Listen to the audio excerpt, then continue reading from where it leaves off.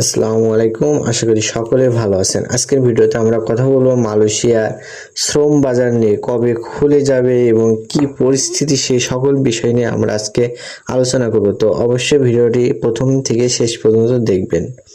তো অবশেষে মালয়েশিয়াতে চলে আসলো যে সুখবর, আজকে 30 জুলাই রোজ বৃহস্পতিবার আপনার কুয়ালালামপুর শহরে যে বাংলাদেশের একটি সাংবাদিক সম্মেলনের আয়োজন করা হয়, সেই সাংবাদিক সম্মেলনে বাংলাদেশ প্রবাসী কল্যাণ উপদেষ্টা তিনি সাংবাদিক সম্মেলনে জানিয়ে দিয়েছেন যে এখন থেকে মালয়েশিয়ার শ্রম বাজারে আর কোনো সমস্যা নাই। বাংলাদেশিদের জন্য মালয়েশিয়ার শ্রম বাজার উন্মুক্ত হয়ে গেল। আপনারা জানেন যে 2 দিন আগে বাংলাদেশের প্রবাসী কল্যাণ মন্ত্রী আরিফুল হক চৌধুরী এবং প্রধানমন্ত্রী উপদেশ মাহাথির আমিন মালয়েশিয়াতে আসছিলেন। তারা কিন্তু আসছিলেন মালয়েশিয়াতে শ্রম বাজার খোলার জন্য।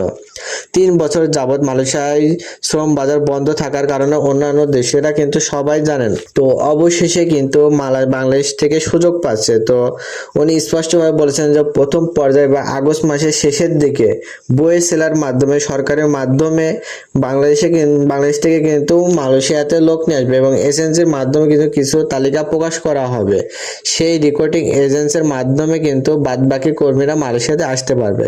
এখনো কিন্তু সেই রিক্রুটিং এজেন্সি মালয়েশিয়া আসার যে তালিকা, সেগুলো কিন্তু তালিকা প্রকাশ করা হয় না এবং কোন কোন এজেন্সির মাধ্যমে মেডিকেল করাবে সেই তালিকাও কিন্তু এখন পর্যন্ত দেওয়া হয় নাই। তালিকা প্রকাশ করা হবে কবে, সেই ভিডিওটা আপনাদেরকে আমরা জানিয়ে দেবো। তো আপনারা যে যেখান থেকে দেখছেন অবশ্যই ভিডিওটি কিন্তু শেয়ার করে দেবেন। আপনারা যত শেয়ার করবেন তত আমরা ভিডিও দেওয়ার চেষ্টা করব। তো প্রথমত মালয়েশিয়াতে আসতে হলে কি কি ডকুমেন্টস লাগবে, এর আগে কিন্তু আমি অনেক ভিডিওতে বলছি মালয়েশিয়াতে আসতে কি কি ডকুমেন্টস লাগবে। তো আজকের এই ছোট ভিডিওর মাধ্যমে আমরা জানিয়ে দেবো যে মালয়েশিয়াতে শ্রম বাজার খুলে গেছে এবং কিভাবে ফাইল রেডি করবেন, ফাইল রেডি করে এজেন্সিতে জমা দেবেন।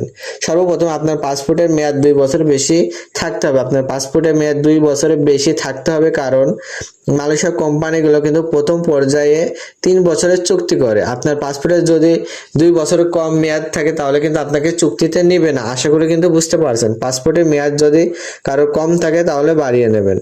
2 নম্বর হচ্ছে 12 কপি আপনার ছবি লাগবে সাদা ব্যাকগ্রাউন্ডের। 12 কপি আপনার ছবি লাগবে স্ট্যাম্প সাইজের সাদা ব্যাকগ্রাউন্ডেতে।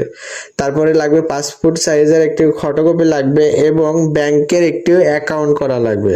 একটা সরকারি ব্যাংকে কিন্তু অ্যাকাউন্ট করলে আপনাদের জন্য সবচেয়ে ভালো হবে। সরকারি ব্যাংকের স্টেটমেন্টের প্রয়োজন হবে। আপনি ব্যাংকে যে ব্যাংকারকে বলবেন আপনি মালয়েশিয়াতে যাবেন বা বিদেশে যাবেন বা একটি ব্যাংক স্টেটমেন্ট দেবেন, সেই ক্ষেত্রে কিন্তু তাড়াতাড়ি দিয়ে দেবে। এই 3টা জিনিস আপনারা একসাথে করে রাখেন। যখনই তালিকায় এজেন্সির গুলো তালিকা দেওয়া হবে, সাথে সাথে 3টা জিনিস কিন্তু জমা দিয়ে দেবেন। প্রথমে আপনার পাসপোর্টের মেয়াদ আছে কিনা দেখবেন, পাসপোর্ট ফটোকপি করে রাখবেন এবং সাদা ব্যাকগ্রাউন্ড যে ছবিগুলো আছে ছবিগুলো রেখে দেবেন এবং সরকারি অ্যাকাউন্ট খুলে রাখবেন। তো ব্যাংকে যে চেক বই আছে, চেক বই 2টা পাতা লাগবে। এগুলো কিন্তু আপনাদেরকে প্রথম পর্যায়ে এজেন্সির মাধ্যমে দিতে হবে। তো পরবর্তীতে আবার কি কি আপডেট আসবে সেই সকল বিষয় নিয়ে আমি কিন্তু আবার ভিডিও আসবো। তো অবশ্যই পরবর্তীতে ভিডিও পেতে আমাদের চ্যানেলে সঙ্গে থাকুন এবং চ্যানেলটি সাবস্ক্রাইব করে আমাদের পরবর্তী ভিডিও আসার জন্য অপেক্ষা করুন। তো বন্ধুরা, আশা করি সকলেই সুস্থ থাকবেন, ভালো থাকবেন এবং আমাদের চ্যানেলটি সাবস্ক্রাইব করে পাশে থাকা বেল আইকনটি অন করে রাখবেন। তো আল্লাহ হাফেজ।